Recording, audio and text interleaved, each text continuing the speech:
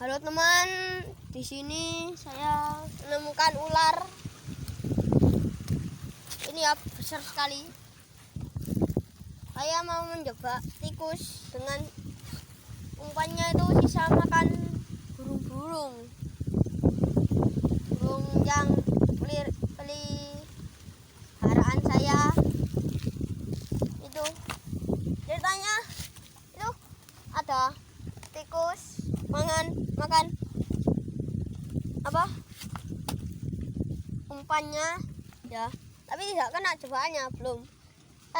Tapi ular datang mau menggigit apa tikusnya.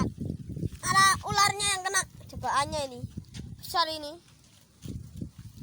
langsung dia tertusuk ya, mati. Panjangnya berapa itu?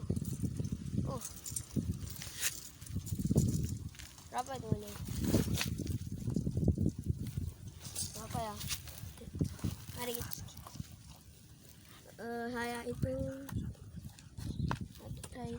saya 1 meteran lebih nih ya,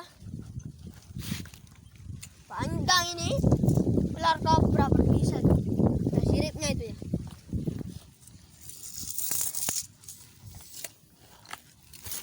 Nah, saya lepaskan banyak dulu ini karena itu dia masih bisa gerak, terus tidak lama kemudian dia mati langsung ya. Kuat itu ya, pasti mati kena ular itu ya, menakutkan itu. Ada giginya juga. Nah, itu gara-gara banyak ular atau tikus ya.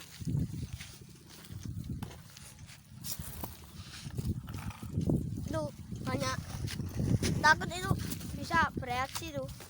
Makanya saya tidak memakai tangan langsung ya. Saya menggunakan apa? Nah, ini saya bisa melakukan jebakan tikus, saya jadikan jebakan ular. Ya, ini fungsinya. Langsung, itu aman. Ini ularnya ya, kena langsung mati. Kayak itu tadi, jangan saya. Karena di rumah saya banyak tikus, jadi dia langsung memakan ya. Sebenarnya dia itu kecil, jadi besar di rumah saya. Ya, jadi di rumah dia. Ya, tarinya itu sangat matikan itu.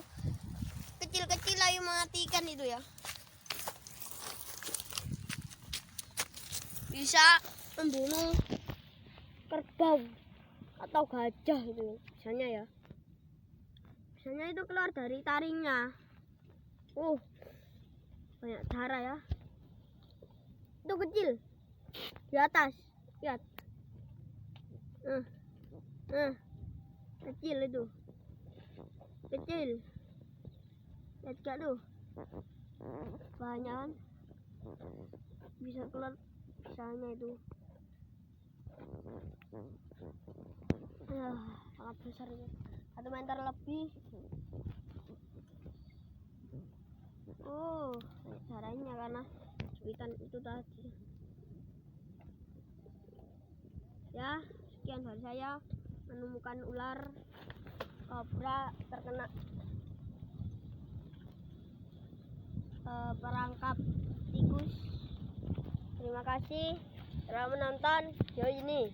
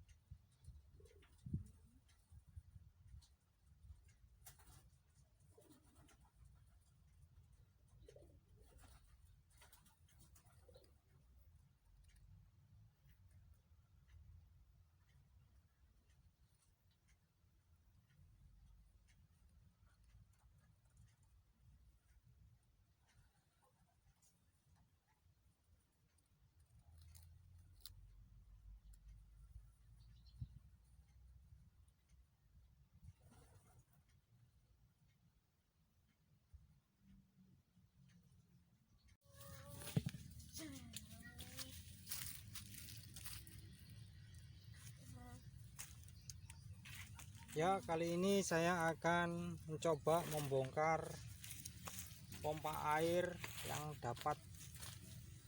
saya dapat dari rongsokan. Saya beli kira-kira 150 ya, 125.000 cukup ya. Untuk merek ini bekas ya, bekas, tapi kondisinya saya belum tahu rusak atau tidaknya, enggak tahu saya. Ini sebelum saya bongkar, ini ada 3 baut sebenarnya di sini, 1 2 3 ya, 1 2 3. Kemudian saya bongkar ya. Saya memerlukan kunci-kunci yang perlu saya gunakan untuk membongkar ini.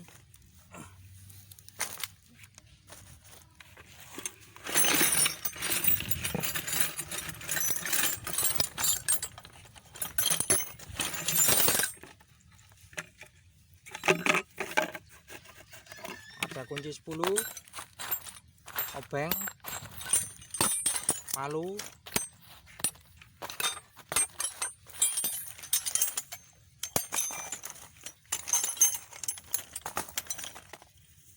tangkrit,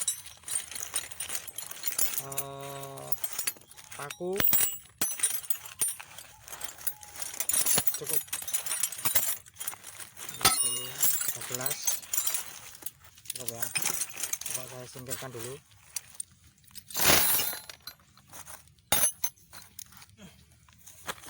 Nah, ini pertama saya membongkar yang kipasnya dulu, karena ini kondisinya seret, tidak bisa berputar sama sekali. Kemungkinan impeller itu yang bagian sininya macet karena ada air masuk ada air masuk, kemudian tersendat oleh impeller sini sehingga dia tidak mau mengucur. Untuk pertama kali saya membelinya, saya harus memakai insting penciuman saya, yaitu bagian sini itu harus kita cium terlebih dahulu. Kita cium terlebih dahulu.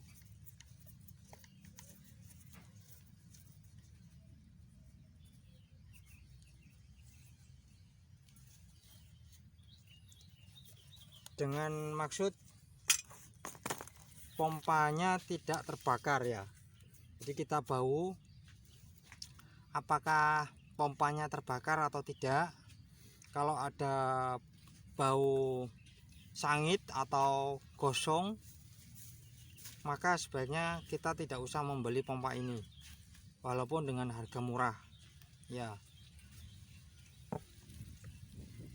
Karena di sini sudah tidak bau gosong atau sangit, maka saya mempunyai prediksi yang kuat, yaitu kapasitornya yang ada di sini yang rusak atau impellernya yang di sini terhambat oleh kotoran sehingga tidak bisa berputar.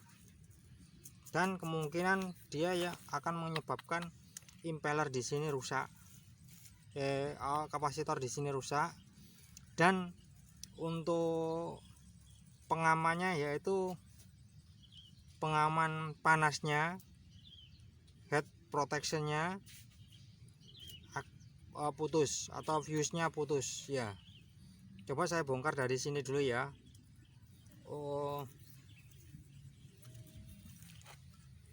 Bongkar dari impellernya dulu. Kita memerlukan kunci yang 10 atau 11 ya, kita gunakan. Kita sisihkan.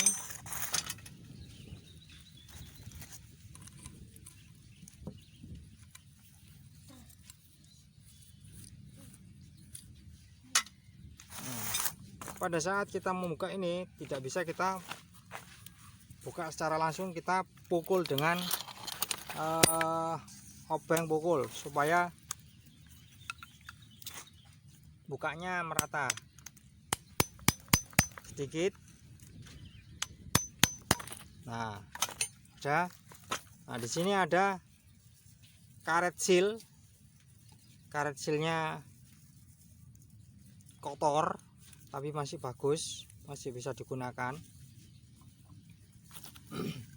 Nah, di sini. Nah, ini adalah impellernya, dimana pada saat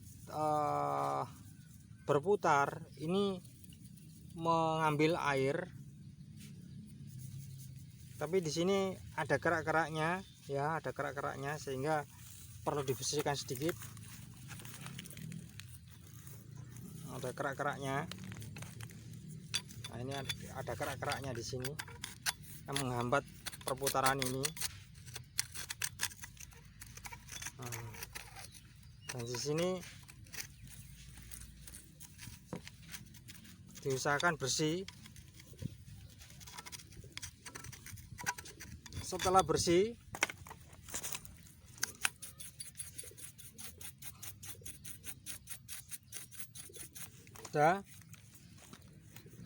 untuk membuka impeller ini kita memerlukan ragum pencekam, yaitu seperti ini bentuknya ragum pencekamnya.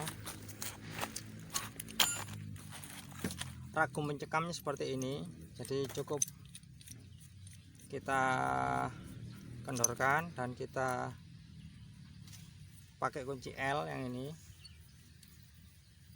ya.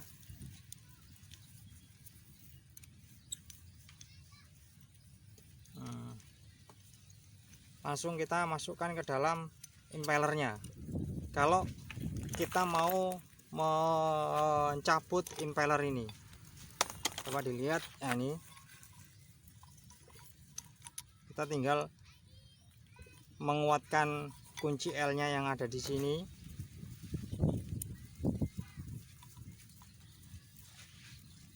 Di sini langsung ya.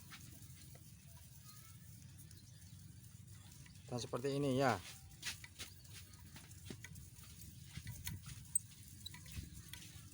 Setelah posisi kuat, maka yang ini yang kita putar, sini kita putar ya, dia akan tercabut impellernya.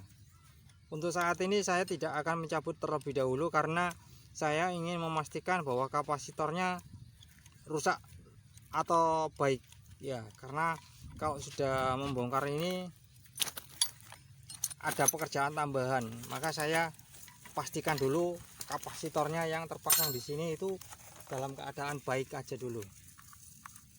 Kalau misalkan kapasitornya baik ternyata masih tidak mau berputar normal, maka saya harus membongkar impeller itu, memastikan lilitannya atau fuse pemanasnya, sekring pemanas, pengaman pemanasnya yang ada pada lilitannya itu bagus.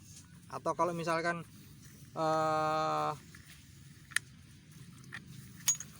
sekringnya rusak, maka saya harus juga memastikan bahwa sekringnya baik. Kalau sudah sekringnya baik, berarti lilitannya yang terbakar. Saya harus mengganti lilitannya. Nah, di sini saya lihat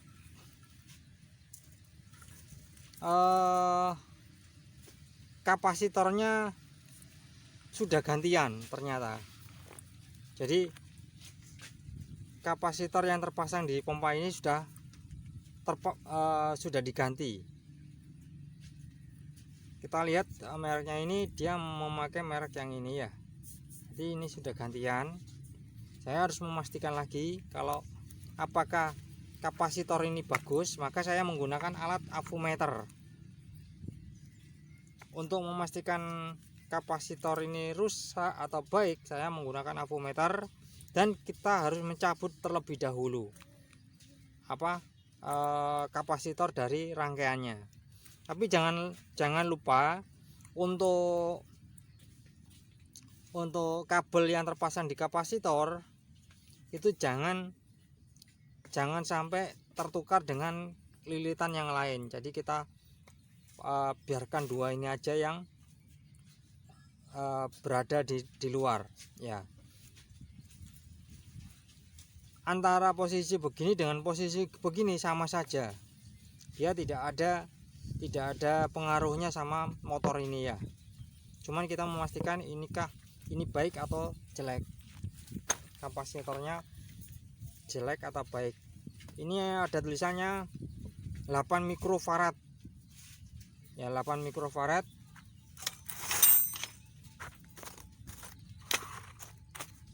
Dimana saya memerlukan avometer.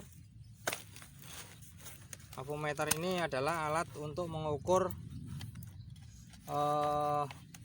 volt, ampere, volt,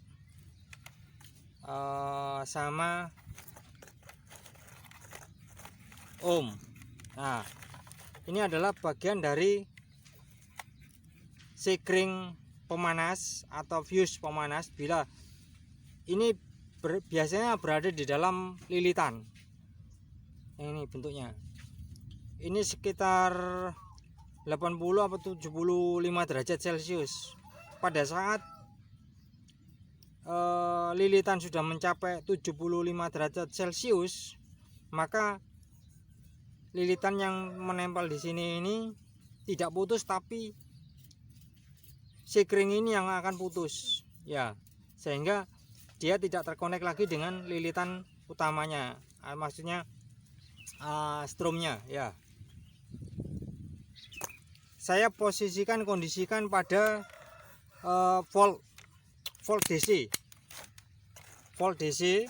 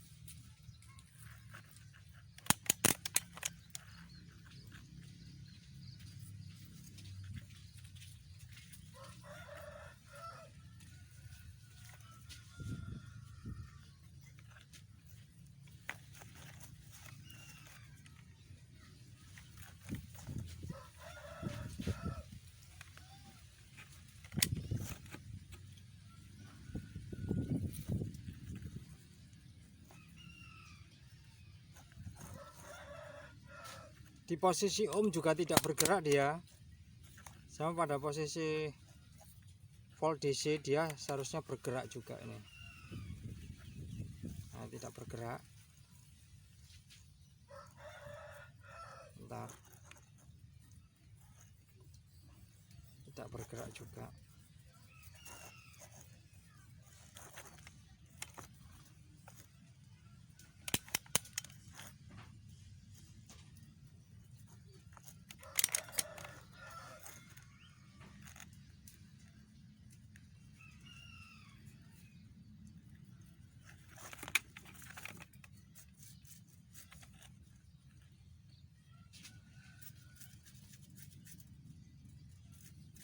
Ya, ini saya posisikan di posisi ohm tapi 100 kilo ya. 100 kilo saya posisikan di situ. Untuk kabel yang ini saya masukkan ke sini. Jadi ini saya nantinya saya model bolak-balik. Gini ya, pertama ya. Saya masukkan di sini.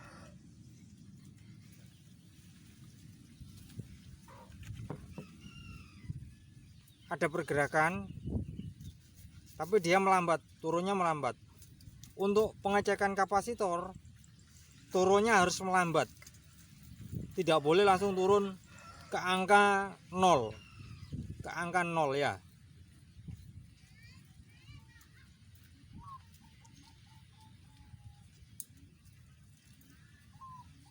Maaf, bukan ke angka 0 tapi ke angka kebalikannya dari angka 0. Jadi ohm meter itu ada di sini, posisinya ohm meter ada di sini, maka dia posisinya di sini semakin membesar karena sifatnya kapasitor adalah mengisi tegangan ya. Pada saat kabel pengukur atau voltmeter saya balik posisinya, dia akan menuju ke 0 dan kembali ke angka pengisian lagi dengan posisi melambat. Nah, ini berarti kondisi dari kapasitor baik, tidak ada masalah.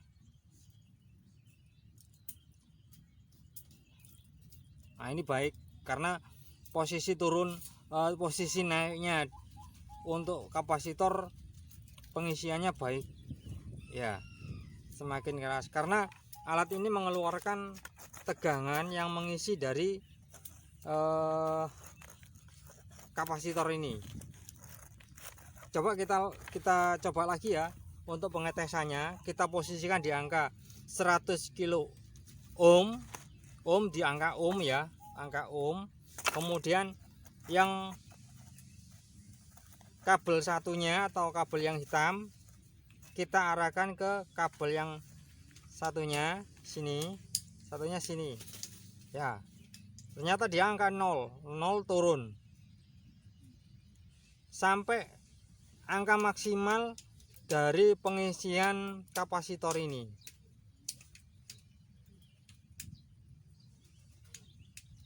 Yang isi terus sampai penuh. Ini berarti baterai dari avometer tertarik di kapasitor ini sangat kecil tapi. Nah, setelah itu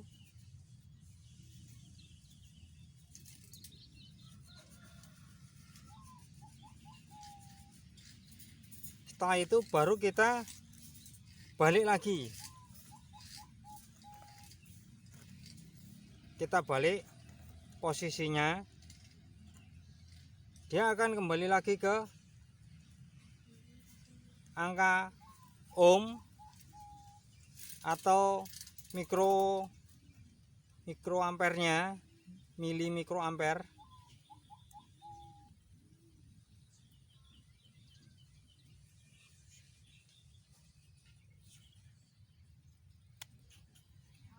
Nah, seperti ini. Jadi kondisi dari kapasitor ini masih baik ya, masih baik. dia turunnya melambat itu menandakan bahwa kapasitor ini masih bisa terjadi pengisian dan pengosongan, ya masih baik ya. Maka kita kembalikan lagi posisi kapasitor pada pompa air. Untuk selanjutnya kita coba dulu apakah kendala yang pertama yang dihadapi pompa air ini pada saat membeli itu adalah karena impellernya kotor sehingga dia tidak mau berputar lagi seperti tadi ya. Di sini tidak ada goncangan atau keausan dari bearing atau klakernya ya, tidak ada di sini.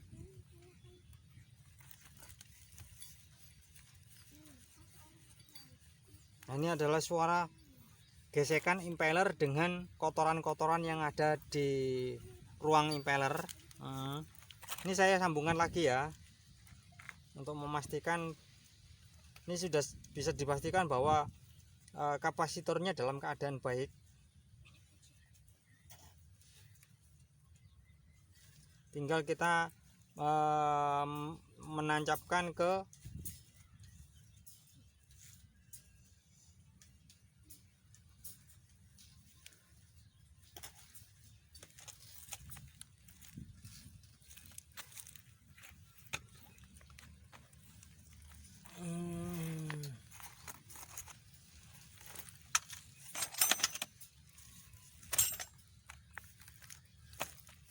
Nah, selanjutnya kita melihat dari impellernya.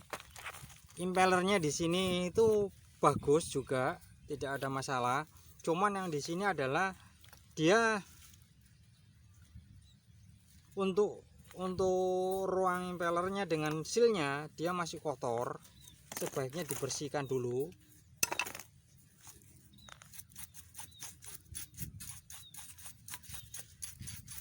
Karena dia yang mempengaruhi tarikan dari pompa air itu kuat atau enggaknya dari sini dia. Kalau ada angin yang masuk atau melalui celah-celah ini masuk angin masuk ke dalam ruang penyedotan impeller, maka sedotan dari pompa air tidak terlalu kuat karena ada angin yang ikut masuk ke dalam tarikan pompa air ya. Cara melihat kalau ada angin atau tidaknya, maka biasanya kita melihat outputan dari outputan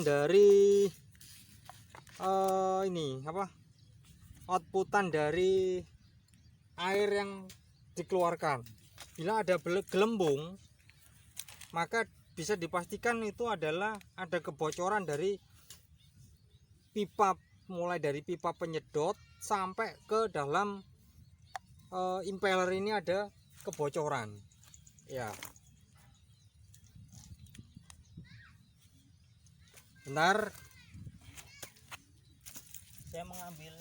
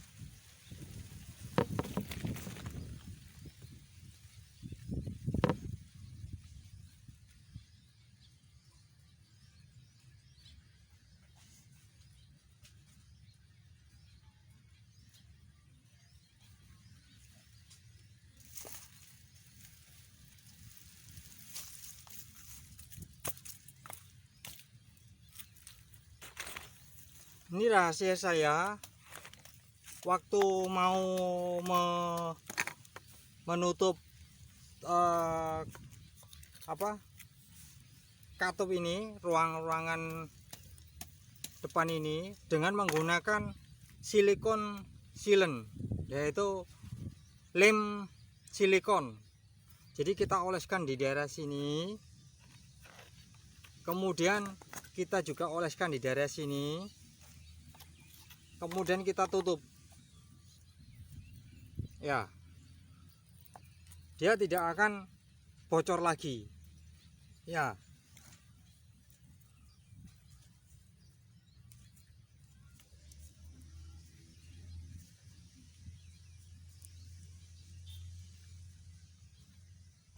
Ntar untuk penyimpanan dari lem silikon ini sedikit sulit, sehingga bila terkena udara atau kalau kita sudah buka, maka dia cepat keringnya ya. Nah, seperti ini sudah kering ya, sedikit kering, tidak apa-apa, kita gunakan aja.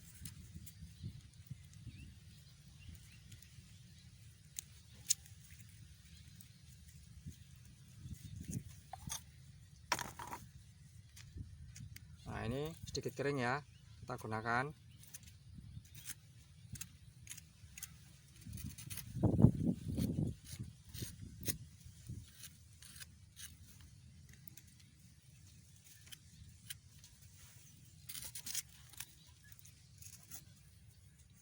Untuk kelebihannya di sini, dia tahan terhadap panas dan tahan terhadap air ya. Jadi dia tidak berubah strukturnya seperti karet. Akhirnya dia membentuk karet, dia membentuk lapisan karet. Nah, ini sudah, baru saya tutupkan. Nah, ini saya tutupkan dengan sedikit tekanan yang tidak terlalu besar.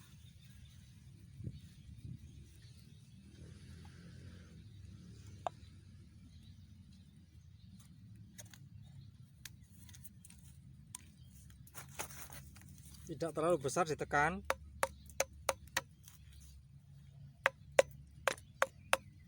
Karena bahan yang dipakai sekarang adalah model plastik semua. Jadi bila ditekan dengan kuat, dia akan pecah.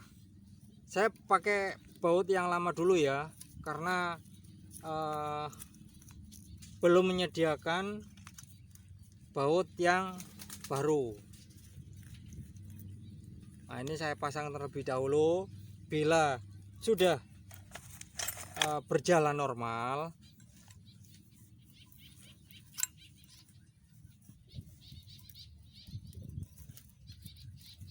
baru kita usahakan baut yang baru.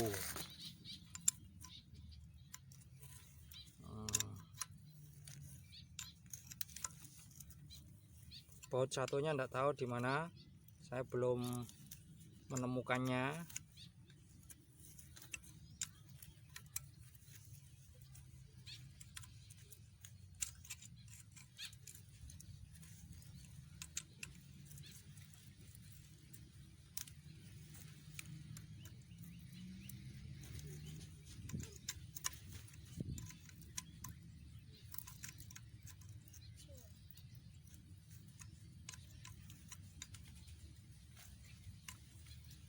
Untuk pengunciannya ini dibuat kencang. Kenapa? Karena biar udara tidak ikut masuk ya.